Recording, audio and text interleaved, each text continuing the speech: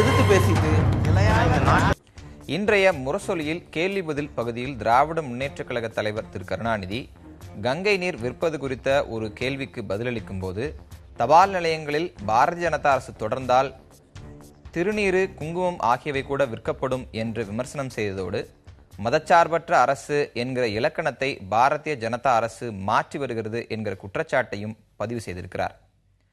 தபால் நிலையங்களில் கங்கை நீர் விற்கப்படுவதை எப்படி பார்ப்பது, இதுபோன்ற மத்திய அரசின் நடவடிக்கைகளுக்கு எதிர்ப்பு தெரிவிப்பவர்களின் விமர்சனங்களை எப்படி புரிந்து கொள்வது, இது இருக்கக்கூடிய அரசியல் என்ன என்பது குறித்து இன்றைய நேர்பட பேசமரில் நாம் விவாதிக்க இருக்கிறோம். நம்மோடு பாரதிய ஜனதா கட்சியைச் சேர்ந்த வழக்கறிஞர் திரு குமரகுரு, திராவிட கழகத்தைச் சேர்ந்த வழக்கறிஞர் திரு குமாரதேவன், ஆன்மீக சொற்பொழிவாளர் திருமிகு சிந்துஜா சந்திரமௌலி மற்றும் திராவிட முன்னேற்ற கழகத்தைச் சேர்ந்த வழக்கறிஞர் திரு கண்ணதாசன் ஆகியோர் இணைகிறார்கள். அனைவரையும் வரவேற்று இந்த விவாதத்தை தொடர்கிறோம். திரு குமரகுரு, கங்கை நீரை சுத்தப்படுத்துவது, கங்கை நதியை சுத்தப்படுத்துவது, அதற்கு சில கோடிகளை ஒதுக்குவது, அதற்கென்று தனியாக துறை வைப்பது, இது போன்ற விஷயங்கள் ஒரு புறம் நடக்கிறது. மறுபுறத்தில் கங்கை நீரை தபால் நிலையங்களில் விற்குது அப்படின்ற ஒரு அறிவிப்பு எந்த அடிப்படையில் முன்வைக்கப்படுகிறது? எதற்காக அந்த தேவை ஏற்பட்டது? அது பொதுவாக மக்கள், இந்து மக்கள்னு பார்த்தீங்கன்னா, பொதுவாக மெஜாரிட்டியாக இருக்கிற இந்து மக்களுக்கு ஒரு புனித நீராக நினைக்கிறது கங்கை நீரை. அது கலங்கப்பட்டிருக்குதுன்னு பல பேர் சொல்லலாம். எப்படி சொன்னாலும் நம்பிக்கை, ஒரு மனிதனோட நம்பிக்கை இந்த தண்ணி புனிதமான நீர், அங்கே போய் நான் குளிச்சுட்டு வந்தால் பாவம் போகும்னு இன்னும் பல பேர் நம்பிக்கிட்டு இருக்காங்க. அந்த நம்பிக்கையில் ஒவ்வொரு தமிழ்நாட்டு மாதிரி மிக ரொம்ப அதிகமாக தூரமாக இருக்கிற இடத்துல ஒரு கடைகோடில் இருக்கிற குப்பன் சுப்பன் கூட ஒரு மனசில் ஒரு ஆசைப்பட்டானா அதை போய் செய்ய முடியாது, அதை போய் பண்ணிட்டு வர முடியாது. அவங்க நினைக்கிறதுக்கு ஒரு கங்கை நீர் நேரடியாக ஒரு கொடுக்கணும்னு சொன்னால், அது மத்திய அரசு கண்ட்ரோலில் இருக்கிற ஆஃபீஸ் பார்த்தீங்கன்னா போஸ்ட் ஆஃபீஸ் தான் எல்லா குக்கிராமங்களும் இருக்கும். அந்த குக்கிராமங்கள் வழியாக அதோட ஆத்தென்டிசிட்டின்னு வாங்கல, அதோட நம்பகத்தன்மை முக்கியமானது. நீங்கள் ஏதாவது ஒரு தண்ணியை கொடுத்துட்டு இதுதான் போகிற வரவங்க கொடுத்தாங்கன்னா அது வாங்குறதை விட ஒரு கவர்மெண்ட் ஒரு ஆத்தென்டிகேட்டடாக இதுதான் கங்கை தண்ணின்னு கொடுத்தா மக்கள் வாங்க நம்பிக்கை தானே. இதை தண்ணீர் கங்கை தண்ணீர்னா கங்கை தண்ணீர், சாதா தண்ணியா சாதா தண்ணி, அதை வாங்கி அவங்க தெளிச்சுக்கிறதோ என்ன பண்ணுறதோ அவங்களோட மத சம்பந்தப்பட்ட பிரச்சனை.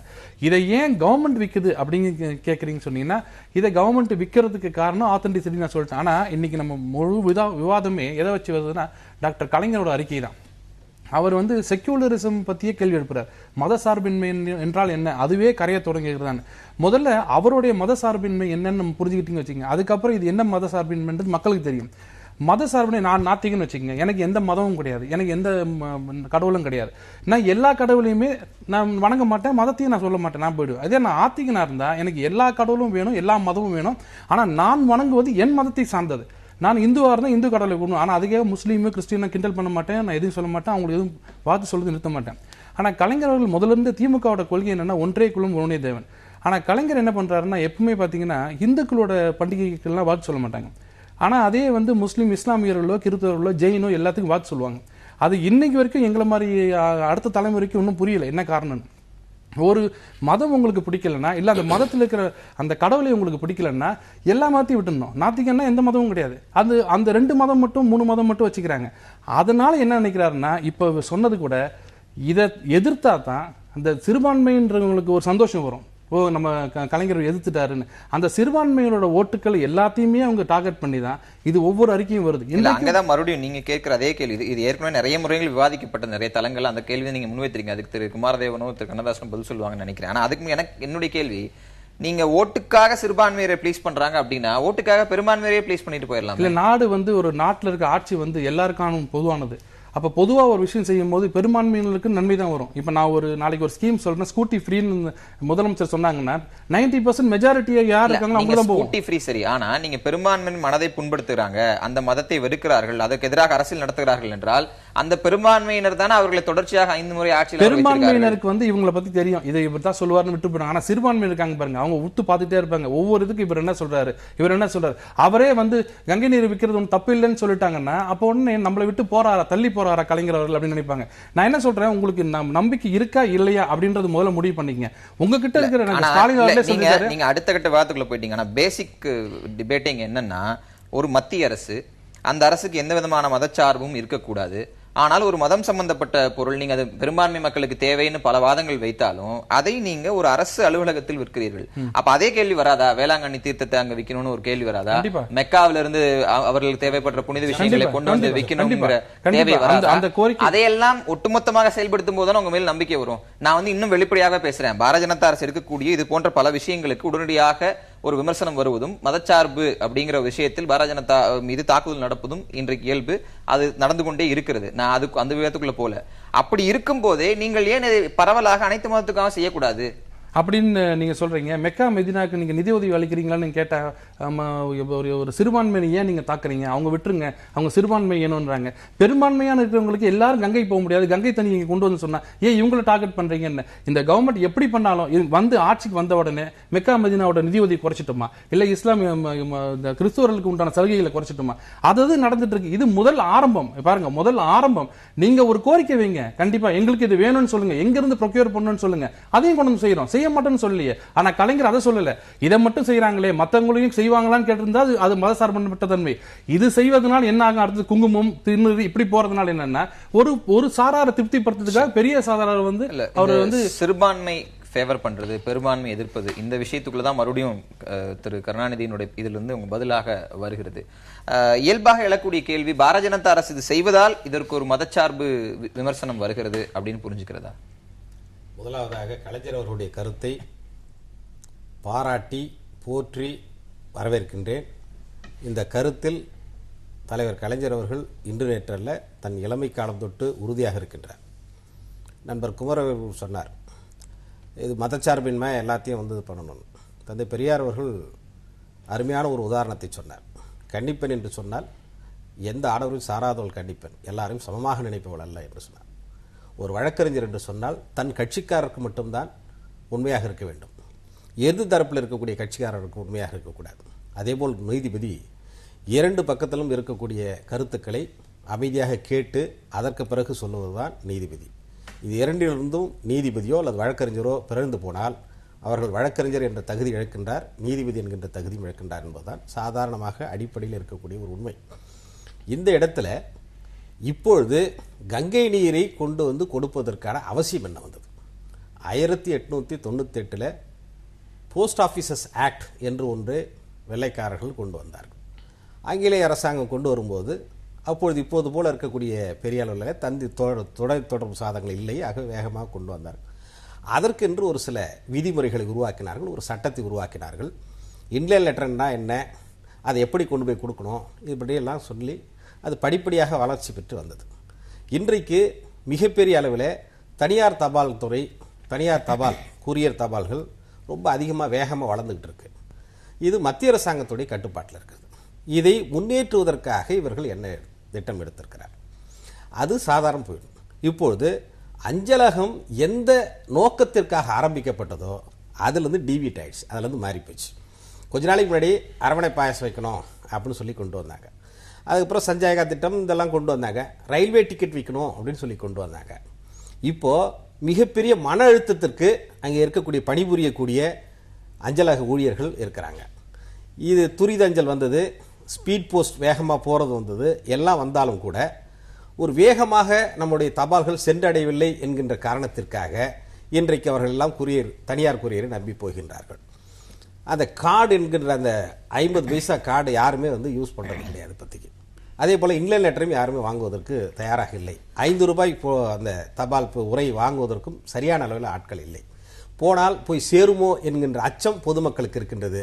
இதை நாம் ஏன் கொடுக்க வேண்டும், உடனே கொடுக்க வேண்டுமா என்கின்ற அச்சமும் மற்றவர்களுக்கு இருக்கக்கூடிய அந்த ஒரு சூழ்நிலையிலே தபால் துறையை முன்னெடுத்து செல்லக்கூடிய ஒரு திட்டங்களை வகுத்தால் சரியாக இருக்கும். அதை விட்டு மீண்டும் மீண்டும் இந்த கங்கை நீரை இங்கே கொண்டு வந்து விற்பனை செய்வது, இது கங்கை நீர் தானா என்பது இல்லை. முதலாவதாக கங்கை நீரை கொண்டு வந்தவுடன் எல்லோரும் வாங்கி குடித்தார்கள். நான் கூட இந்த தொலைக்காட்சியில் பார்த்தேன், கடகடன்னு குடித்தார்கள். அடுத்த நாளே பதில் வருகிறது, இதை குடிக்கக்கூடாது, தெளித்துக் கொள்ள வேண்டும் என்று சொன்னார்கள். தெளித்துக் கொள்வதற்காக ஒவ்வொருவரும் எவ்வளவு வாங்க வேண்டும், இது எங்க தெளிச்சுக்கிறது? இதுக்கெல்லாம் தாண்டி இதெல்லாம் நம்பிக்கை சார்ந்த விஷயங்களா இருக்குது. ஆனா என்னுடைய கேள்வி, ஒரு நெட்வொர்க் இருக்கு. இன்னைக்கு நீங்க மத்திய அரசுக்கு நெட்வொர்க் தேவைன்னா 2 விஷயம், ஒன்னு வங்கிகள், இன்னொன்று தபால் துறை. வங்கிகளை விட நேரடி கட்டுப்பாட்டில் இயங்குவது தபால் துறை. தபால் துறையினுடைய முன்னேற்றத்திற்கு பொருளாதார ரீதியாக ஒரு கமர்ஷியல் ஆஸ்பெக்ட்ல கூட ஒரு பெரும்பான்மை மக்கள் நம்பிக்கையை பயன்படுத்திக் கொள்கிறது மத்திய அரசு ஏன் பார்க்க கூடாது? இல்ல, பெரும்பான்மை மக்கள் நம்பிக்கையை பயன்படுத்திக் கொள்ளக்கூடிய அதே வேளையில இது பெரும்பான்மை மக்களை கவர்ந்து ஓட்டு வங்கியாக மாற்றக்கூடிய ஒரு தந்திரம் தான் இதுல அடங்கி இருக்கிறது என்றுதான் நான் சொல்வேன். இதே ஜம்ஜம் ஊற்று ஒன்று வருது. இஸ்லாமியர்கள் அங்கிருந்து தண்ணி எடுத்துட்டு வராங்க. இதே ஏற்கனவே நாங்கள்லாம் அரபு நாடுகளோட மிகப்பெரிய அளவில் ஒற்றுமையாக இருக்கின்றோம், அவர்கள் எங்கள் மீது பாசம் காட்டுகிறார்கள் என்று கட்டி தழுவி கொள்ளக்கூடிய மோடி அவர்களோடு ஒரு ஒப்பந்தம் செய்து கொண்டு இப்படியே கொண்டு போயிட்டே இருந்தால் இது பஜனை மடங்களாக அந்த இடம் மாறிவிடும், மதச்சார்பற்ற தன்மைக்கு ஊறு விளைவிக்கும் என்று கலைஞர் அவர்கள் மிக தெளிவாக சொல்லியிருக்கின்றார். இதிலே உள்நோக்கம் கற்பித்து சொல்பவர்கள் அவர் ஏன் அப்படி சொல்லக்கூடிய கருத்தை தான் பார்க்க வேண்டுமே தவிர கலைஞர் ஏன் அப்படி சொன்னார், கலைஞர் இப்படி பேசக்கூடாது அப்படின்னு சொல்றதுக்கு இது அந்த கருத்திலிருந்து மாறி போகக்கூடிய ஒரு தன்மையை தவிர மற்றபடி வேற ஒன்றும் இல்லை. இல்ல, புனித நீர் அதற்கான தேவை அப்படின்னு மத்திய அரசு தரப்பில் சொல்லப்படுகிறது. தபால் நிலையங்களில் சென்று வாங்கி அதை பயன்படுத்தக்கூடிய அந்த தேவை என்பது குறிப்பாக தமிழகத்தில் அந்த அளவுக்கு இருக்கு அப்படின்னு நினைக்கிறீங்களா?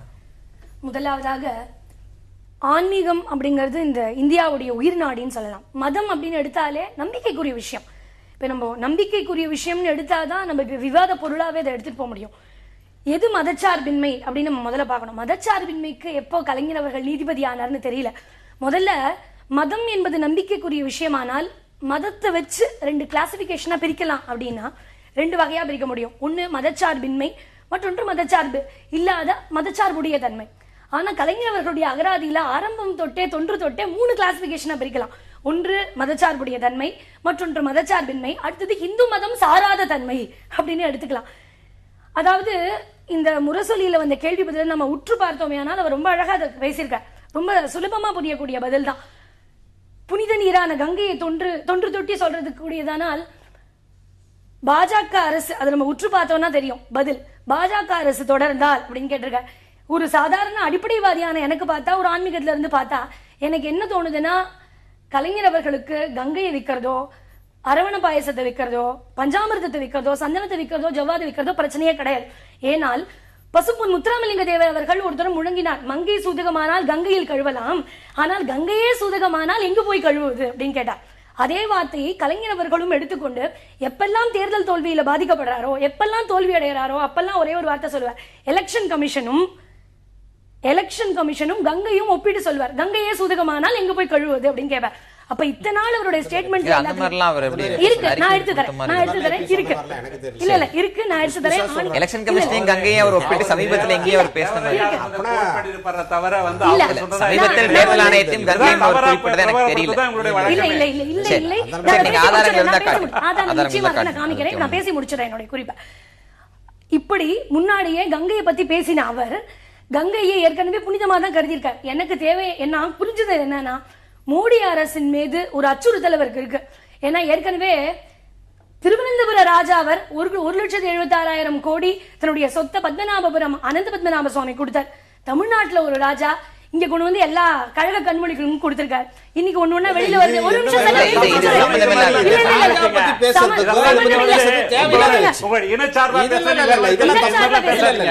ஐயா, இப்ப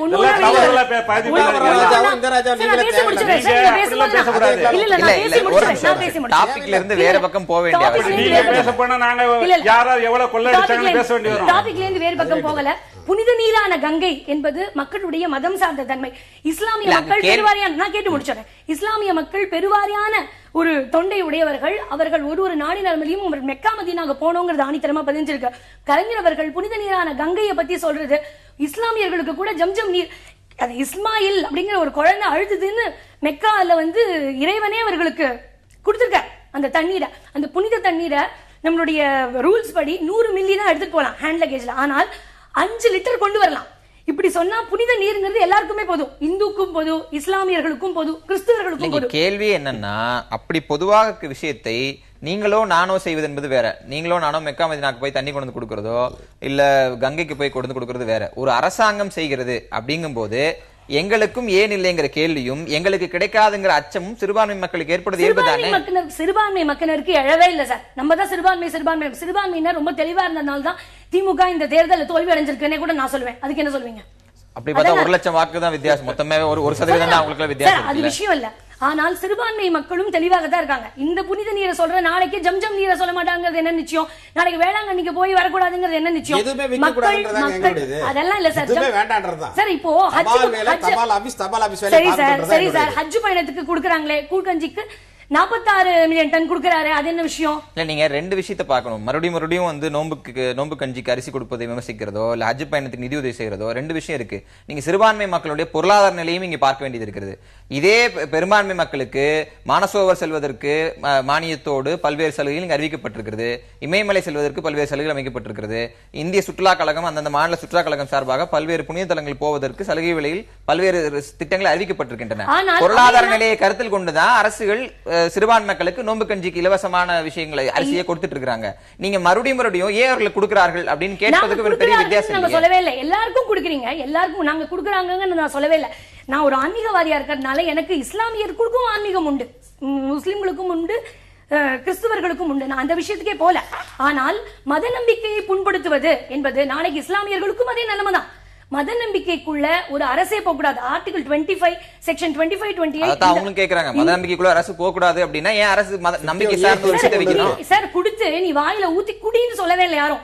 ரைட் டு ஃப்ரீடம் எப்படி பேசலாம் இருக்கோ, ரைட் டு ரிலிஜியன் இருக்கு. நீ எல்லாரும் குடிச்சுதான் ஆகணும், வீடு வீடா கொண்டு கொடுப்பேன், ஆதார் கார்டு கொண்டு கொடுப்பேன்னு சொல்லல. பிடிச்சவங்க குடிக்கலாம், தெளிச்சுக்கலாம், என்ன வேணா பண்ணலாம். இஸ்லாமியர்கள் குடின்னு சொல்லியிருக்காங்களா, கிறிஸ்தவர்கள் குடின்னு சொல்லியிருக்காங்க, அது இஷ்யூவே கிடையாது. இப்ப நம்ம இஷ்யூவை டைவர்ட் பண்றோம் தான் நான் சொல்லுவேன். மத நம்பிக்கையை உள்ளே போகுதல் அப்படிங்கறதே ஒரு தப்பான காரியம்.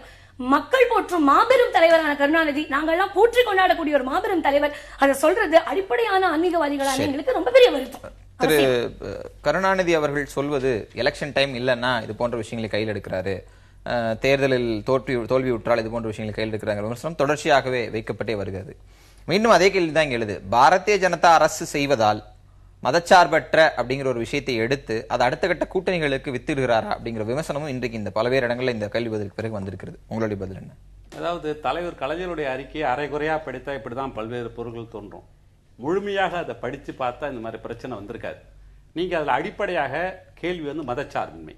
தலைவர் கலைஞருடைய அந்த மதச்சார்பின்மை அறிக்கையை ஒட்டி 9/2/2015 சுப்ரீம் கோர்ட் வந்து உச்சநீதிமன்றம் ஒரு வழக்கில் வந்து ஒரு கத்தோலிக்க கிறிஸ்துவர் திருமணத்தை கேனன் லா என்று சொல்லக்கூடிய அவர்கள் சட்டப்படி தான் தீர்மானிக்க வேண்டும் விவாகரத்தா இல்லை என்றால் அவர்கள் இருதார மனத்துக்கு உட்படுத்தப்படும் சொன்ன பொழுது உச்சநீதிமன்றம் ஒரு கருத்து சொல்லிச்சு. நாம் மதச்சார்பின்மை நாடு என்று சொல்கிறோம், ஆனால் எவ்வளவு காலம் இந்த மதச்சார்பை நீடிக்கும் என்று எங்களுக்கு அச்சமாக இருக்கு என்று சொன்னார்கள். அந்த அச்சத்தை தான் தலைவர் கலைஞர் வெளியிட்டிருக்கிறார். இவங்க சம்பந்தம் இல்லாம ஏதேதோ வந்து சொல்லணும்னு நினைச்செல்லாம் இங்க பேசுறாங்க. அப்படி சொல்ல போனா இவங்க ஆன்மீகவாதி என்று சொல்லக்கூடியவர்கள்லாம் கொலை குற்றம் சாட்டப்பட்டு சிறையில இருந்து அப்புறம் வெளியே வந்ததெல்லாம் தெரியும். ஆன்மீகத்தோடைய நிலைமை அப்படிதான் இருக்குது. ஆக ஆன்மீகம் என்றால் என்னன்னு இன்னும் அவங்களால விளக்கம் சொல்ல முடியாது. நம்பிக்கை என்பது நாங்க குற்றமே சொல்லல. தலைவர் கலைஞர் அவர்கள் கூட பராசக்தி படத்தில் 1952 அப்பொழுது கூட பாத்தீங்கன்னா கோவில் கூடாது என்பதற்காக அல்ல, கோவில் கொடியவர்களின் கூடாரமாக சொன்னவங்க. அந்த நிலைப்பாட்டில் நாங்க மாறவே இல்லை. இவர்கள் தான் தவறாக பொருள் எடுத்துக்கிட்டு இருக்கிறாங்க. மதச்சார்பின்மை என்பது என்னன்னு கேட்டீங்கன்னா அடிப்படை உரிமையில் ஒன்றாக பேசிக் ஸ்ட்ரக்சர் என்று சொல்லக்கூடிய மாற்ற முடியாத ஒன்றாக இருக்கிறது. இந்தியாவுடைய செக்குலரிசம் அந்த கிட்டத்தட்ட முதலாக அரசமைப்பு சட்டம் உருவாக்கப்பட்ட பொழுது அந்த வார்த்தை இல்ல. 1976ஆம் ஆண்டு 42வது அரசமைப்பு சட்டத்தின்படி திருத்தத்தின்படி அந்த வார்த்தை சேர்க்கப்பட்டது. ஆனால் பல்வேறு வழக்குகளில் உச்சநீதிமன்றம் மிக தெளிவாக சொல்லி இருக்கிறது, இந்த செக்யூலர் என்பது மதச்சார்பு என்பதுக்கு எந்த விளக்கமும் இல்லை என்றால் கூட அதற்கு பல்வேறு பொருள் விளக்கங்கள் தந்திருக்கிறது. அது ஒரு ஃபேப்ரிக், அது அரசமைப்பு சட்டத்தினுடைய தகர்க்க முடியாத, திருத்த முடியாத, மாற்ற முடியாத ஒன்று கொடுத்ததுனாலதான் இவங்க அதனால மாற்ற முடியல. இப்ப வந்து இந்த விற்பனையை பற்றி வருவோம். நீங்க ரொம்ப தூய்மையான இதெல்லாம் சொல்லுங்க, தெளிச்சுங்க, அதுக்கு அவ்வளவு நம்பிக்கை உள்ளவங்க தெளிச்சுதான் எங்களுக்கு ஆட்சேபனை கிடையாது. ஆனால் ரயில்ல தூய்மையான நீரை இவங்களால கொடுக்க முடியாது, ரயில் நீர் என்ற பேர்ல அது கொடுக்க முடியல.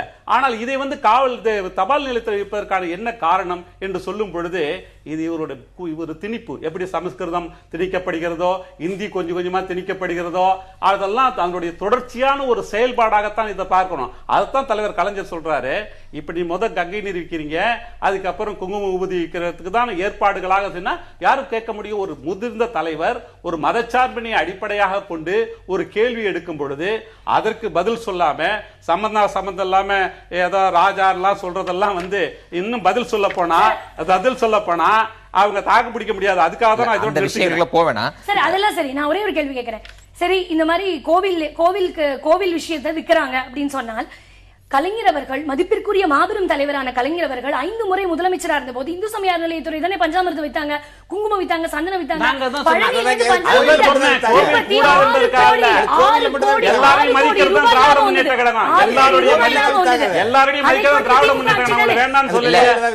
இந்து சமய அறநிலையத்துறை கான்செப்ட் கொண்டு வந்ததே திராவிட முன்னேற்ற கழகம் தான்.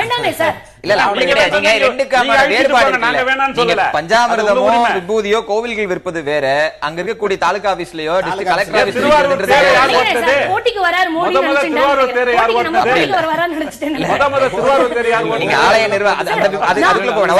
ஒரே ஒரு விஷயத்தை மட்டும் பதிவு செய்ய விரும்புறேன்.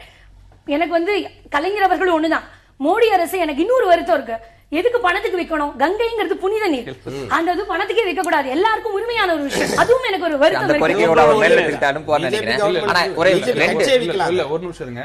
முதல்ல வந்து செக்யூலரிசம்ன்றது மாறி மாறி சொல்றோம். அவர் சொல்றது வந்து இந்து மதத்துல அடுத்தது விபூதி குங்குமம் வரும் அந்த பயத்துல தான் பேசினார். ஆனா அவர் என்ன சொல்லிருக்க ஒரு தலைவரா இருந்து, ஒரு போஸ்ட் ஆபீஸ்ல இந்த மாதிரி மதத்தை கொண்டாடுறீங்க, நீங்க இதை கொண்டு வந்தீங்கன்னா நாளைக்கு முஸ்லீம் கிறிஸ்டியன்ஸ் எல்லாம் கேட்பாங்க, அந்த இடம் பஜனை மரம் மாதிரி ஆயிடும், அப்படி சொல்லல அவரு.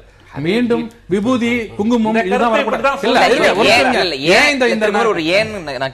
அதுக்கான விஷயத்துக்குள்ள போல அவர் அந்த டிபேட்னுடைய 2வது பார்ட் கண்ணதாசன் ஓபன் பண்ணாரு. எந்த ஒரு நடவடிக்கையும் நிகழ்ந்தவுடன் விமர்சனமும் வர்றதில்லை, அதுக்கு ஒரு பின்னணி இருக்கு. நீங்க பின்னணி எடுத்தீங்கன்னா மத்திய அமைச்சர்களுடைய மதச்சார்பற்ற அப்படிங்கிற அந்த கோட் இருக்குல்ல, மதச்சார்பற்ற வார்த்தை தேவையில்லை அப்படின்னு மத்திய அமைச்சர் ரவிசங்கர் பிரசாத் கொஞ்ச நாளைக்கு முன்னாடி சொல்றாரு. மதச்சார்பற்ற வார்த்தை நீக்குவோம்னு சொல்றாரு. மத்திய அரசால் வெளியிடப்பட்ட பல்வேறு கைட்லைன் விஷயங்கள்ல மதச்சார்பற்ற வார்த்தை இல்லாம வெளிவருது. பல்வேறு எதிர்ப்புகளுக்கு பிறகு வெங்கையா நாயுடு நாங்க மதச்சார்பற்ற வார்த்தை நீக்க மாட்டோம் அப்படின்னு சொல்றாரு. இப்படி தொடர் நடவடிக்கைகளின் விளைவாக இதை பார்த்து அதை ஒட்டுமொத்தமா விமர்சிக்கும் போது இப்படித்தான் விமர்சிக்க முடியும். இப்படி இந்த கங்கை நீர் மட்டும் தான் பிரச்சனை இல்ல, கங்கை நீர் லேட்டஸ்ட் இந்த விவாதம் இல்லைங்க. எந்த விவாதத்துமே திராவிட முன்னேற்ற கழகத்தை பதில் சொல்ல முடியாது. அவர் ஒன்னும் பதில் சொல்ல மாட்டார். இந்த நிகழ்ச்சிக்குள்ளே சொல்லுங்க. திருப்பி சொல்றேங்க, தன்னுடைய அமைச்சர் ஒருத்தர் வந்து தீ மிதிச்சும் போது காட்டுமிராணித்தனம் சொன்னவர், அவரை கண்டிச்சவர், அடுத்த ஒரு 2 வாரத்திலே முகரம் பண்டிகைக்கு தன்னைத்தானே அடித்துக் கொண்டு ரத்தத்தை சிந்தும் இஸ்லாமியர்கள் வார்த்தைகளை தெரிவித்துக் கொள்கிறேன்னு சொல்லுதுதான். நாங்க சொல்ற ரெண்டுத்தையும் ஒன்னா பாருங்க. உடனே இஸ்லாமிய அகைன்னு சொல்லாதீங்க. இவரும் மூட நம்பிக்கைனா இதுவும் மூட நம்பிக்கை, இது நம்பிக்கை என்றால் இதுவும் நம்பிக்கை. ஏன் இதை மட்டும் மூட நம்பிக்கை, இது மட்டும் நல்ல நம்பிக்கைன்னு சொல்றீங்க பாத்தீங்களா? அங்கதான் உண்மையான மதசார்பின்மை நீங்க தப்பா பயன்படுத்தி நான் சொல்றேன். நீங்க அதையெல்லாம் விட்டுட்டு முதல்ல இருந்து இதான் சொல்றாங்களே, இப்ப இதை கொடுக்குறோம் உங்களோட ஜம் வாட்டரா சொல்லுங்க, அவங்க கொடுத்து வாங்கிக்கிறாங்களா கேளுங்க. சகோதரி சொன்ன மாதிரி சொல்றேன், எதுவுமே கம்பல்சரி கிடையாது. நான் வேணும்னா நான் வாங்குறேன், கொடுத்த 2வது 3வது நிமிஷம் எல்லாம் வித்து போயிடுச்சு, வாங்கி ஒருத்தர் குடிக்கிறார், அவர் நம்பிக்கை. நீங்க சொல்றீங்க அசுத்தமான தண்ணின்றீங்க. கங்கையில உட்கார்ந்துகிட்டே பல பேர் அந்த பாட்டில் எடுத்து குடிக்கிறவங்க பல பேர். நம்பிக்கைக்குள்ள போகாதீங்க. எது நம்பிக்கை எது மூட நம்பிக்கைன்னு சொல்வதற்கு உங்களுக்கு உரிமை கிடையாது. அவன் மனசுல ஏற்பட்டு சொல்றது எல்லாருக்கும் உரிமை உண்டு. திருக்குமார் தேவன் இப்படித்தான் கொஞ்ச நாளைக்கு முன்னாடி ஒரு சில ஆண்டுகளுக்கு முன்பு இந்த சின்ன வயசுலயே குழந்தைங்களுக்கு குழந்தை திருமணம் நடந்ததில்ல, அது எங்களுடைய நம்பிக்கை, நீங்க தலையிடாதீங்க, சதி என்கின்ற உடனே அது தலையிடாதீங்கன்னு சொன்னாங்க. ஆக ஒவ்வொரு முறையும் வந்து இவங்களுடைய மௌடிய தடத்தை வந்து இது எங்களுடைய நம்பிக்கை, தலையிடாதீங்கன்னு சொல்றதா இவங்களுடைய வாடிக்கையா இருக்கு. வேற என்ன இதுல ஒரு தெளிவுக்காக பொதுவாக திராவிடர் கழகம் பெரியார் காலம் தொட்டுதான் இந்த மத நம்பிக்கைகள் சார்ந்த விஷயங்களில், மூட நம்பிக்கைகள் சார்ந்த விஷயங்களில் கடுமையான எதிர்ப்புகளை பதிவு செய்கிறார்கள். ஆனா இந்த மதச்சார்பு அப்படிங்கிற கான்டெக்ட், மதச்சார்புங்கிற கான்டெக்ட் வரும்போதெல்லாம் இவர் சொன்ன அந்த உதாரணம் பொதுமக்கள் மத்தியிலே அந்த கேள்வி இருக்கு. நம்ம அதை மறுத்துட்டு போயிட முடியாது, விவாதத்துக்கு உட்படுத்தி தான் ஆகணும். இஸ்லாம் மதத்திலேயோ கிறிஸ்தவ மதத்திலேயோ இருக்கக்கூடிய மூட நம்பிக்கைகளை விமர்சிப்பதில்லை, இந்து மதத்தில் இருக்கக்கூடிய மூடநம்பிக்கைகளை மட்டும் விமர்சிக்கிறார்கள். ஒரு இந்து மத துவேஷம் தொடர்ச்சியாக திராவிட இயக்க தலைவர்களால் முன்வைக்கப்படுகிறது. இது போன்ற பல்வேறு ஒப்பீடுகள், திரு குமரகுரு சொன்ன ஒப்பீடுகளை வைத்து தான் கேட்கிறார்கள். அப்ப இந்து மத துவேஷம் மட்டும்தான் அரசியலாக கொண்டு திராவிட இயக்கங்கள் செய்கிறதா? இங்கர்சால் என்கின்ற ஒரு பழுத்த நாத்திகர் இருந்தார். அவரை பார்த்து யாரும், அவர் வந்து கடுமையாக கிறிஸ்துவ மதத்தை தான் சாடினார். அவரை பார்த்து நீ ஏன் வந்து இஸ்லாத்தை பத்தி பேசல, நீ ஏன் வந்து முஸ்லீம் பத்தி பேசல, நீ வந்து இந்து மதத்தை பத்தி ஏன் பேச, நீ ஏன் வந்து முஸ்லீம் மதத்தை பத்தி பேசல அப்படின்னு சொல்லிட்டு யாரும் கேட்கல. பெட்ரன் ரஷல் ஒருத்தர் இருந்தார், அவர் கிறிஸ்தவ மதத்தை கடுமையாக தாக்கினார். அவரை பார்த்து நீ ஏன் இந்து மதத்தை பத்தி பேசல, நீ வந்து இஸ்லாத்தை பத்தி பேசல அப்படின்றது யாருமே கேட்கல. ஆனா இங்கே பெரும்பான்மையாக இருக்கக்கூடிய மக்கள் எங்களை சாதியிலே தாழ்த்துகிறார்கள். நீங்கள் ஒரு குறிப்பிட்ட இடத்திற்கு மேல் உள்ள வந்து நீங்க பூசை செய்வதற்கு லாயக்கில்லை, பிறவியினால் இருக்கக்கூடிய அந்த இழிவை உங்கள் மேல் நாங்கள் சுமத்துகின்றோம், நீங்கள் வரக்கூடாது என்று சொல்லுகின்றார்கள். இப்படி சாதியினால் ஒடுக்கப்பட்டிருக்கக்கூடிய ஒரு மதம் இந்து மதம். ஆகவே இந்து மதத்தை பற்றி தான் நாங்கள் பேச முடியும். நீங்க தானே சொல்றீங்க பெரும்பான்மையா இருக்குது, பெரும்பான்மையா இருக்கிற பெரும்பான்மையா இருக்கிறது தான் நாங்கள் பேச முடியும். பெரும்பான்மையா இருக்கக்கூடிய மதத்தை பத்தி பேசாம நாங்க சிறுபான்மை மதத்தை பத்தி பேசுறது இரண்டாம் பட்சம். முதல்ல இதைத்தான் நாங்க அதிகமா பேசுவோம், அதுக்கப்புறம் எந்த பெரியார் சொன்ன முக்கியமான விஷயம் அவங்களோட சொல்ற பெண் அடிமைத்தனத்தை எதிர்த்தாரு. பெண்ணுக்கு ஈக்குவல் ரைட்ஸ் கொடுக்கணும்னாரு. ஒரு மசூதியிலாவது நீங்க பெண்ணை எடுத்து உள்ள அனுப்புங்கன்னு சொல்றதுக்கு உங்களால முடியுமா? நம்பிக்கை நம்பிக்கை இல்ல பாருங்க, நீங்க கடவுள் இல்லை என்றால் என்ன இல்லை இப்போ இல்ல. நீங்க என்ன சொல்றீங்க, இங்கர்சால் வந்து கிறிஸ்டியன், அதனால அவர் கிறிஸ்டியன் எதிர்த்தாரு. நீங்க இந்துன்றதால இந்து எதிர்க்கிறீங்க. எதிர்த்துங்க. இந்த 50 வருட பாரம்பரியத்தில் 60 ஆண்டு கால பாரம்பரியத்தில் ஒரு இடத்துலயாவது நீங்க இஸ்லாமியர்களை பத்தி பெண் அடிமைத்துவம் நீங்க பண்ற தப்பு ஓட்டு கொடுக்க மாட்டேங்கிறீங்க. கேரளால ஒருத்தர் பேசுறாரு பெண்களுக்கு தந்தை பெரியார் இல்லைங்க, நான் உங்களை சொல்றேன், தந்தை பெரியார் உங்களை சொல்றேன். ஒரு நிமிஷம், ஓட்டுன்றது முக்கியம் இல்ல, அடிமைத்தனம். எனக்கு ஓட்டு இருக்கு, என் மனைவிக்கு ஓட்டு இல்லன்னா அது பெண் அடிமைத்தனம் தானே. அதானே பெரியார் சொன்னார் வேணான்னு. அதையே நீங்க எதிர்க்க மாட்டீங்க. பெண்களுக்கான ஓட்டுரிமையை அது சொல்ல மாட்டேன். யாரு இந்த நிகழ்ச்சி முடிக்க பதிலே வராது உங்களுக்கு. எல்லா பெரியார் அவருடைய சாதித்தனை என்னன்னு கேட்டீங்கன்னா, எங்க தஞ்சை மாவட்டத்துல பிராமண பெண்கள் வந்து விதவை ஆயிட்டா அவங்க வந்து முக்காடிட்டு மொட்டை அடிச்சுட்டு வெளியே வரக்கூடாதுலாம் இருந்தது. இப்ப எத்தனை பிராமண பெண்கள் அது மாதிரி கணவனை இழந்த பிறகு முக்காடிட்டு மொட்டை அடிச்சுட்டு இருக்காங்க. இதெல்லாம் பெரியார் கொண்டு வந்த சீர்திருத்தம் இல்லையா? இந்த பெண்ணடிமைலாம் யார் கொண்டு வந்தது? நீங்க சொல்லக்கூடிய ஆன்மீகம் அதைத்தான் வலியுறுத்துச்சு. அதை மாற்றுறது பெரியார் இல்லையா? ஆக திராவிட இயக்கம் சாதித்தது அதிகம். இவர்கள் இன்னும் இப்படிப்பட்ட ஆன்மீகத்தை வளர்த்து என்று சொல்கிறார்கள். அதைத்தான் இந்த மோடி இடைவேளை பிறகு உங்க பதில் நான் கேட்கிறேன். இடைவேளைக்கு பிறகு நேர்பட பேச தொடரும். திரு குமாரதேவன், கங்கை நதியை சுத்தப்படுத்துவது அப்படிங்கிற ஆஸ்பெக்ட்ல பல கோடிகளை ஒதுக்கி அதுக்கென்று தனி அமைச்சகம்லாம் வைக்கிறாங்க. இதை ஒரு தொன்று தொட்டு இந்த நாட்டில் ஓடக்கூடிய நதி என்கிற அடிப்படையில், சுற்றுச்சூழல் அடிப்படையில் இது ஒரு தேவை இருக்கிறது அப்படின்னு புரிந்து கொள்வதா, இல்ல அதற்கு வேற எதுவும் விமர்சனங்கள் எழுவதற்கான வாய்ப்பு இருக்கா? 1985 உலக வங்கி $2.2 மில்லியன் பணங்கள் வந்து பணம் கொடுத்து கங்கை நதியை சுத்தப்படுத்துறதுக்கு சொன்னாங்க. அதற்கு பிறகு பல வழக்குகளில் உச்சநீதிமன்றத்தில் வழக்குகள் வந்து அந்த வழக்கின் அடிப்படையில் அதை சுத்தப்படுத்த வேண்டும் என்று சொன்னாங்க. இந்த உலகத்தில் 5 முக்கியமான ஆறுகள் பொல்யூட்டட் ரிவர்ஸ் என்று அந்த தலைப்பில் வருது. அதில் வந்து ரொம்ப முக்கியமானது 5ஆவதாக இருக்கக்கூடியது கங்கை நதி தான். அதற்கு என்ன காரணம் என்று சொன்னால், இவர்கள் சொல்கிறாங்க இல்லையா, நம்பிக்கை நம்பிக்கை எங்களுடைய நம்பிக்கைன்னு சொல்லி. அந்த மாதிரி நம்பிக்கை என்னவென்று சொன்னால், இறந்தவுடன் அந்த சடலங்களை அப்படியே போடுவது, எரிந்து கொண்டே இருக்கும்போது பாதி எரிந்து கொண்டிருக்கக்கூடிய அந்த சடலங்களை போடுவது. பனாரஸ் பட்டு என்று நாம் கேள்விப்பட்டிருப்போம். அந்த பனாரஸ் பட்டு ஆலையினுடைய கழிவுகள் எல்லாம் அதில் தான் கலக்கின்றது. அதேபோல தோல் பதனிடும் தொழிற்சாலையில் இருக்கக்கூடிய கழிவுகளிலிருந்து ஒட்டுமொத்த கழிவுகளும் அங்கே போகிறது. வாரணாசி என்கின்ற காசி பகுதியில் சுடுகாடுகள் ஏகப்பட்டது இருக்கு, அதிகபட்சமாக இருக்கிறது. ஒரு நாளைக்கு குறைந்தபட்சம் 400 பிணங்கள் அங்கே வந்து எரித்து பாதி நிலையிலே அங்கே தள்ளுகிறார்கள். அப்படி தள்ளினால் மோட்சம் கிடைக்கும் என்று அவர்கள் நம்புகின்றார்கள். இதையெல்லாம் எப்படியாவது வந்து நிறுத்த வேண்டும் என்று எல்லா அரசாங்கம் சொல்லுது. மோடி அவர்களும் சொன்னார், வந்த உடனே வாரணாசியினுடைய நாடாளுமன்ற உறுப்பினராக வந்தவுடன் நான் வந்து எல்லாம் சுத்தப்படுத்துகிறேன் என்று சொல்லி அந்த மகா ஆலத்தி செய்யுகின்ற அந்த நேரத்தில் மட்டும் சுத்தப்படுத்தினார்களே தவிர அதுக்கப்புறம் பெரிய அளவில் வந்து செய்யலை. அதுக்கப்புறம் ஒரு சட்டம் போட்டாங்க, அதுலேருந்து வாய் கொப்பளிச்சு துப்பினாலோ அல்லது மற்றதெல்லாம் பண்ணாலோ அவங்களுக்கு உடனே அபராதம் விதிக்கப்படும், தண்டனை விதிக்கப்படும் என்று சொன்னார்களே தவிர இந்த பிணங்களை போடுவதையும் பிணங்களை உயிரோடு அந்த எரித்த சாம்பலை அங்கே கரைப்பதற்கும் எந்த விதமான தடையும் வந்து விதிக்கவில்லை. அதற்கு பிறகுதான் நம்ம இந்த உமாபாரதி என்கின்ற பெண் அமைச்சரை அழைத்து அதை கங்கை சுத்தப்படுத்துவதற்காக பல கோடி ரூபாய்களை கொட்டுகின்றார்கள். இந்த பல கோடி ரூபாய்களை கொட்டினாலும் ஒரு பகுதியிலே, அது ஹரித்வாரத்திலிருந்து வாரணாசி பகுதியில் இருக்கக்கூடிய அத்தனை இடங்களிலும் இருக்கக்கூடிய அந்த அசுத்தங்கள் மிகவும் மாசுபட்டு சுற்றுவட்டாரத்தில் இருக்கக்கூடியவர்களுக்கு வந்து புற்றுநோய் வரக்கூடிய அளவில் வந்து இருக்கிறது என்று சொன்னாங்க. இதுதான் ரொம்ப புனிதமானது அப்படின்னு சொல்லி சொல்றாங்க. பரவாயில்ல, சொல்லட்டும். இந்த நீர் எந்த பகுதியிலிருந்து எடுக்கப்பட்ட நீர்?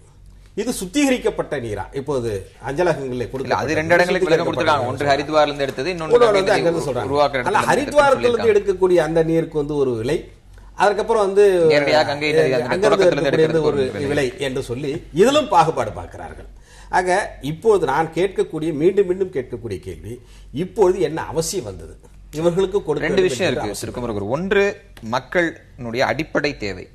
அடிப்படை தேவை பூர்த்தி ஆகும் போது அதற்கு அடுத்த கட்டமாக நம்பிக்கைங்கிறது ஒரு அடுத்த கட்ட பிளஷர் தான் பார்க்கணும். அந்த நம்பிக்கைக்கான விஷயங்களை அரசு செய்யணும். ஒரு வெல்ஃபேர் ஸ்டேட் முதல்ல அடிப்படையை முடித்து விட்டு தான் பிளஷர் தரக்கூடிய அந்த நம்பிக்கைகளுக்கு போகணுங்கும் போது அடிப்படையிலே செய்ய வேண்டிய பல விஷயங்கள் இருக்கின்றன. அவர் சொன்ன மாதிரி தபால் துறை நவீனமயப்படுத்துவது, தபால் துறையில வங்கிகள் செயல்படும் அப்படிங்கிற அறிவிப்பு பல மாதங்களாக அதற்கான எந்த அடிப்படை வேலைகளும் நடக்காத ஒரு சூழ்நிலையில் இதை செய்வது என்பது அடிப்படை சரியாக இல்லை அப்படிங்கறத மூடி மறைக்கிற வேலை என்ற விமர்சனம் வருவது இயல்பு தானே.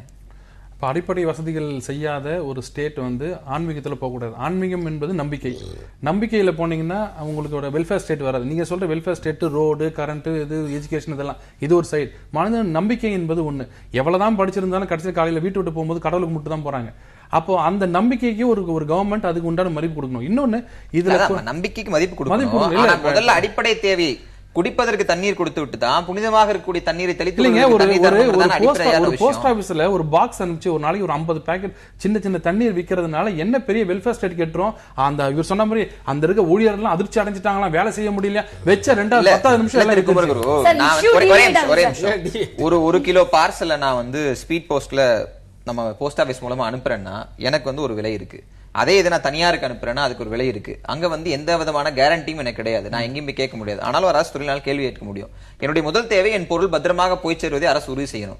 அதை செய்துவிட்டு அதுக்கு அடுத்தமாக என் நம்பிக்கை கங்கை நீர் கொடுத்தா தாராளம் வரவேற்கலாம். அதை செய்யாமல் நான் தனியாரிடம் 100 ரூபாய் கொடுத்து 1 கிலோ பார்சல் அனுப்புற நிலையில இருக்கிற எனக்கு 15 ரூபாயில கங்கை நீர் தருவது எந்தவர்களுக்கு தேவையான ஒரு விஷயம். போஸ்டல் டிபார்ட்மெண்ட்ல எல்லாம் வழக்கறிஞர்கள் தான். போஸ்டல் டிபார்ட்மெண்ட்ல நீங்க ஒன்னு கொடுத்து ஒரு பொருள் போய் சேரணும்னா அதுக்கு உண்டான கேரண்டி இருக்கு, காம்பன்சேஷன் இருக்கு, உங்களுக்கு எல்லா தீர்வு. நானும் கேட்கிறேன். இப்ப இல்லையா நீங்க ஒரு போஸ்ட் போட்டீங்கன்னா அது போய் சேராதுன்னு கேரண்டி கிடையாது. அதெல்லாம் இங்க வராதீங்கன்னு யாராவது சொன்னாங்களா?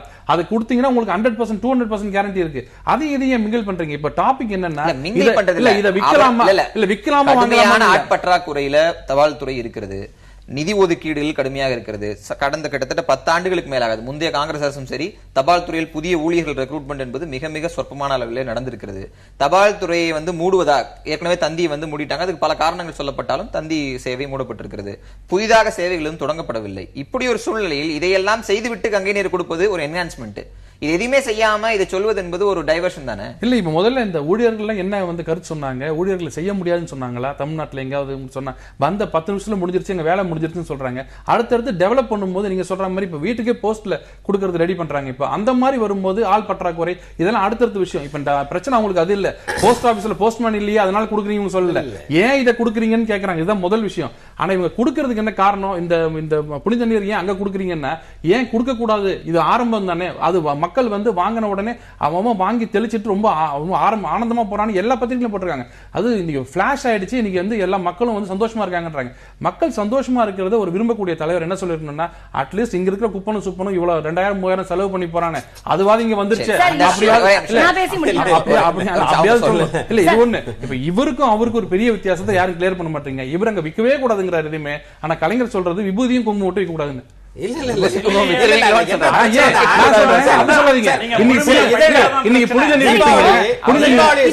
தீபாவளி சமயத்துல சில இதழ்கள் அது ஏற்கனவே இருந்த ஞானபூமி இதே மணியன் நடத்தின போது இப்போ இருக்கக்கூடிய சில ஆன்மீக இதழ்கள் என்று சொல்லிக் கொள்பவர்கள்லாம் ஒரு சின்ன குடுவையில தீபாவளி சமயத்துல ஒரு பணம் கொடுத்து வாங்கிக்கிறாங்க. அது தனியார் நடத்திட்டோம். அதே போல பிஜேபி அந்த மாதிரி ஒரு கங்கா பேங்க், கங்கா ஜல் பேங்க் கூட வச்சு நடத்தட்டுமே. அது ஏன் கவர்மெண்ட் நடத்தணும்ன்றதான் எங்களுடைய பிரச்சனையே. டைவர்ட் ஆயிட்டு இருக்கு, கான்செப்டே டைவர்ட் ஆகுது. கேள்வி கங்கையை இஸ்லாமியர்களுக்கு எதிராகவும் கிறிஸ்தவர்களுக்கு எதிராகவும் பார்க்கக்கூடிய தன்மையே ரொம்ப தவறானது. இதுக்கு மதச்சாயம் ஒருமைப்பாட்டுக்கு அதே நானும் கேட்க வரேன். நீங்க இஸ்லாம் மதங்களுக்கு செய்யறதை விட்டுருங்க, இந்து மதத்துக்குள்ளே எடுத்துக்கொள்வோம். இந்து மதத்தில் கங்கை நதி மட்டும் புனிதமான நதி கிடையாது. ஒவ்வொரு மாநிலத்திலும் ஒவ்வொரு மாநில அளவிலும் தமிழகத்தில் இருப்பவர்கள் தமிழகத்தில் இருப்பவர்களுக்கு காவிரி நதி புனிதமான நதி. நீங்க திருநெல்வேலி பக்கம் போனீங்கன்னா தாமிரபரணி புனிதமான நதி, ஆந்திரால ஒரு நதி இருக்கும். இப்படி இருக்கும்போது கங்கையை புனிதமான நதி என்று தேசிய அளவில் ஒரு மித்த கருத்தை உருவாக்குவது என்பது ஒரு ஒற்றை கலாச்சாரத்தில் கொண்டு வருதான. இந்து மதத்துக்குள்ளேயே பல நதிகள் இருக்கும்போது அதையெல்லாம் ஏன் செய்யல? கேள்வி இது தமிழ்நாட்டுக்கு தேவையான கேள்வியும் கூட. நீங்க பாக்கலாம், ராஜேந்திர சோழனுடைய வரலாறு எடுத்து பார்த்தா கங்கை கொண்ட சோழபுரத்துல கங்கையை கொண்டு வந்து அபிஷேகம் பண்றாங்க. கலைஞர் ஐயாக்கு தெரியாத கருத்து கிடையாது. தமிழ் வரலாறை உற்று ஆய்ந்து நோக்கியவர் அவர். அது மட்டும் இல்ல, ராஜராஜ சோழன் பிரகதீஸ்வரர் கோவிலுக்கு ஏன் காவேரியில இருந்து எடுக்கல, ஏன் இங்க கூவத்துல இருந்து எடுக்கல, ஏன் கிருஷ்ணால இருந்து எடுக்கல, கோதாவரியில எடுக்கல?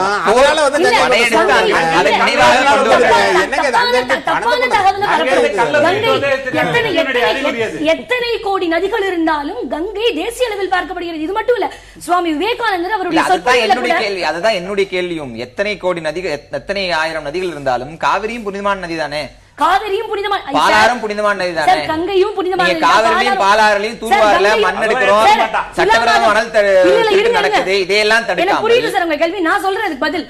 துலா மாதத்துல கங்கையும் காவிரியும் சேர்வக்கூடியதான அந்த ஒரு மாசம் அம்மன் மண்டபத்துல ஸ்ரீரங்கத்துல கொண்டாடுறோம் விழாவா, அது விஷயம் இல்ல.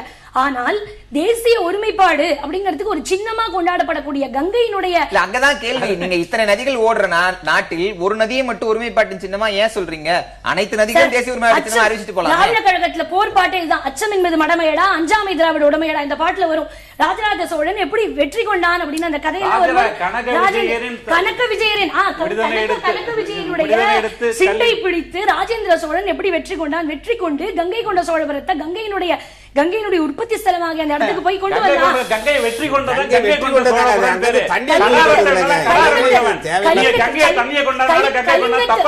கலிங்கத்து போர்பரணி பாடிய வரலாற்றை திருச்சி சொல்லல சார்.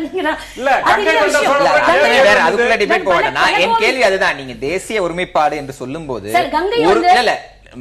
மற்ற நாடுகளை விட்டுலாம், இந்தியா மாதிரி ஒரு பெடரல் ஸ்டேட்ல அந்தந்த மாநில மக்களுக்கு அவரவர் சார்ந்த நம்பிக்கைகள், அவரவர் சார்ந்த உரிமைகள் எல்லாமே இருக்கும்போது ஒரு நதியை தூய்மைப்படுத்துவது, அந்த நதிக்கு நிதி ஒதுக்குவது, இல்ல அந்த நதியின் நீரை புனிதமாக எல்லா இடங்களிலும் விற்பது அப்படிங்கிறது. நீங்க மெக்காவோட ஜம்சம் நதியை விற்க வேண்டாம், வேளாங்கண்ணி தண்ணியை விற்க வேண்டாம்.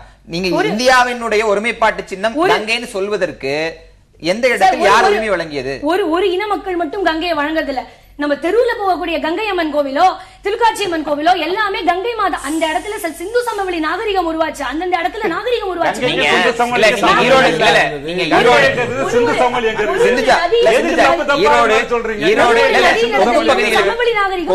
கொங்கு பகுதிகளுக்கு போனீங்கன்னா கொங்கு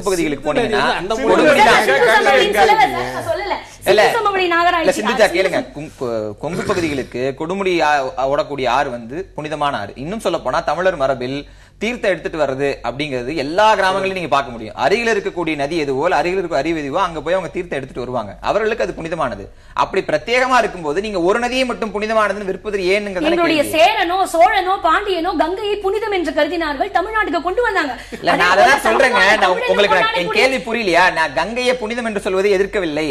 கங்கையை மட்டும் ஏன் புனிதம் என்று சொல்கிறீர்கள்? காவிரி என்ன செஞ்சுச்சு? கொடுமுடி இவ்வளவு ஒரு ஆறு என்ன ஆச்சு? தாமிரபரணி என்னாச்சு? நான் என்ன கேக்குறேன், கங்கையை சொன்னதுக்கே இந்த கூப்பாடா இருக்கு, அடுத்தது கிருஷ்ணா நதி கோதாவரின்னா அவ்வளவுதான் மொத்தமும் போச்சு. அப்படி இல்ல, நீங்க அதை அப்படி புரிஞ்சுக்கிறது சரியா இல்ல. ஒரு விஷயம் மக்களுக்கு முதல்ல பாதுகாக்கப்பட்ட குடிநீரை கொடுத்திருந்தாங்கன்னா இது மாதிரி பரவாயில்ல. என்ன சப்ஜெக்ட்ல மக்களுக்கு குடிக்க தண்ணி கொடுங்கன்ற தலையில தெளிக்க தண்ணி கொடுக்குறேன்றீங்க. இது என்ன சப்ஜெக்ட் இல்ல.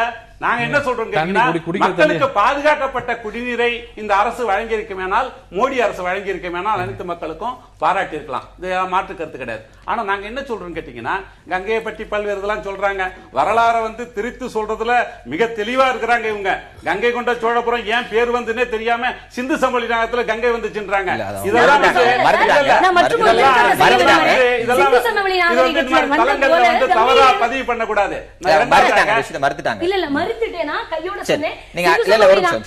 நான் சொல்ல வந்த பாயிண்ட் அதை சொல்லிடணும் சார், தப்பா சொல்லணும் வரக்கூடாது. நதியிலேருந்து சமவெளி நாகரிகங்கள் உருவாச்சு, அதனால அந்த கலாச்சாரத்தோட ஒட்டி பார்க்கணுமே தவிர மதச்சாயம் பூசக்கூடாது. எல்லா நதிவெளி பகுதிகளிலும் தான் நாகரிகம் உருவாச்சு. அப்ப எல்லா நதிகளையும் புனிதமாக கருதலாமே. எல்லா நதிகளையும் சுத்தப்படுத்துவதற்கு காவிரியில கலக்கிற ரசாயன கழிவுகளை சுத்தப்படுத்துவதற்கு மத்திய சுற்றுச்சூழல் அமைச்சகம் வந்து எந்த நடவடிக்கையும் எடுத்த மாதிரி இது வரைக்கும் எல்லாத்தையும் தான் கேட்கிறேன். அதுதான் என்னுடைய கேள்வி. சமீபத்தில் மத்திய அரசு கொண்டு வந்த ஒரு சட்டத்திற்கு கடுமையான எதிர்ப்பு, ஒரு முயற்சிக்கு கடுமையான எதிர்ப்பு வந்ததுன்னா அது வந்து தண்ணீரை வணிகமயமாக்கி விற்பது, நமது ஆறுகளில் இருந்து தண்ணீரை எடுப்பதற்கு கான்ட்ராக்ட் கொடுப்பது அப்படிங்கிற ஒரு சட்டம் கொண்டு வரப்பட்டு டிராஃப்ட் லெவல்லே அது கடுமையான எதிர்ப்புகளை கொண்டு வந்தது.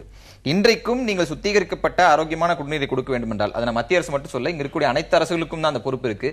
அதை பாட்டில் வைக்கக்கூடிய நிலைமையில தான் இன்றைக்கு இருக்கிறோம்.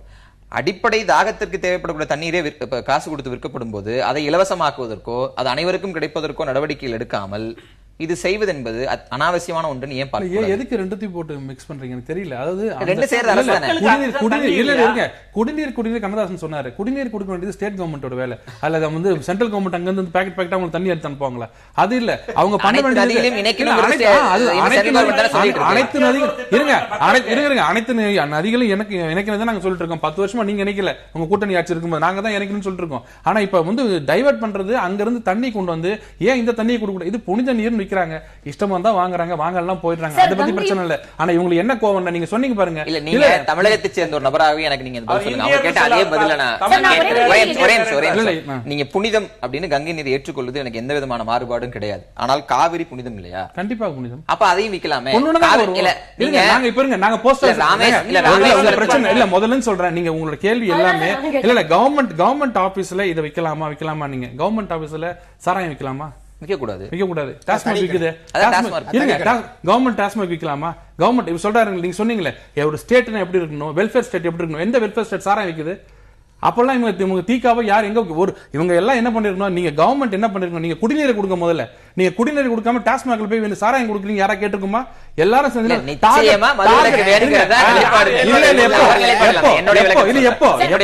அதெல்லாம் எப்போ? இப்ப சமீபத்துல இப்ப சமீபத்துல அதெல்லாம் சும்மா இப்ப 2 வருஷமா ஸ்டார் ஆயிட்டு வரதுனால எல்லாரும் சேர்ந்து மது சாராய விற்பனைக்காக தென்னந்தோப்பை அளித்தவர் தான் பெரியார். அந்த வரலாறு அவர்களுக்கு அந்த வழியில வந்தவங்க தானே 50 வருஷமா நடத்திட்டாங்க. கொள்கையில இந்த அம்மையார் வந்து ஜெயலலிதா அம்மையார் வந்து எடுத்து அரசாங்கம் விக்கணும்னு சொல்லும் போது கடுமையா திட்டுறது யாரு தெரியுங்களா? கண்டிச்சவர் யாரு? கலைஞர் அவர்கள். இவருக்கு அரசாங்கம் செய்யற வேலையா இதெல்லாம்? ஆனா அவர் வந்த உடனே என்ன பண்ணிட்டாரு, அப்படியே நம்மளே வச்சுக்கிட்டாரு. அதை ஒருத்தரோட எதிர்த்து ஒரு கவர்மெண்ட் தேர்ந்தெடுக்கப்பட்ட அரசாங்கம் சாராயம் விக்கலாமான்னு கேக்குறீங்களா? ஒரு ஒரு அடிப்படை தமிழ் பெண்ணினுடைய ஆதாரமான கேள்வி இது. கங்கையும் காவிரியும் சேர்ந்து வரணும், விவசாயிகள் மகிழ்ச்சியுடன் தான் சொல்றோம். 5 வருஷம் அறிஞர் கலைஞர் அவருடைய ஆட்சியும் இருந்தது. ஏன் பக்கத்துல இருக்கிற கர்நாடகாவை கூட காவிரியை கொண்டு வர முடியலையே? ஏன் உங்க அம்மா கொண்டு வந்திருக்க சொல்லுங்க தானே. பொன்னியின் செல்வன் வாங்கினாங்கல்ல, நீங்க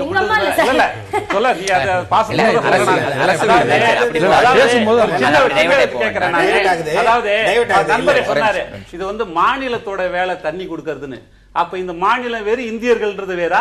நீங்க உங்களுக்கு தேவையான இந்தியர்கள் நீங்க தண்ணி கொடுக்கணும்னு சொன்னா நீங்க எல்லாம் மாநிலத்தை சப்ஜெக்ட். நான் என்ன கேட்கிறேன், டாஸ்மாக் நாங்க பதில் சொல்றோம். எங்களுக்கு ஒரு நிலைப்பாடு இருந்தது, அந்த கொள்கை நாங்க எடுத்தோம். சரியில்லைன்னு சொல்லக்கூடிய நிலைப்பாடு எங்களுக்கு இருக்குது.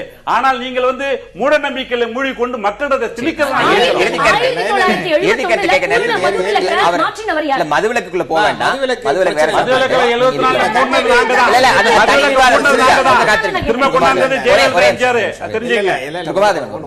முதல்ல வந்து புரிஞ்சுங்க.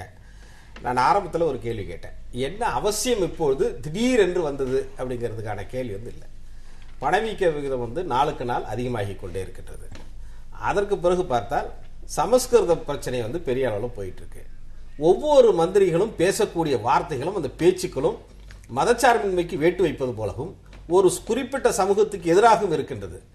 மோடி அரசாங்கத்தின் மீது பல்வேறு விமர்சனங்கள் பொதுமக்களால் வைக்கப்படுகின்றது. இதையெல்லாம் டைவர்ட் செய்வதற்காகத்தான் இப்போ வந்து கொண்டு வர்றாங்க அப்படிங்கிறது என்னுடைய கருத்து. ஒன்று சொன்னார் நண்பர் குமரவேல், ஒன்று சொன்னார் குமரகுரு, ஒன்று சொன்னார். என்ன சொன்னார், அது சாராயம் வைக்கலாமா, அப்படி பண்ணலாமா, இவங்கெல்லாம் ஏன் பண்ணாங்கன்றதை கேட்குறேன்.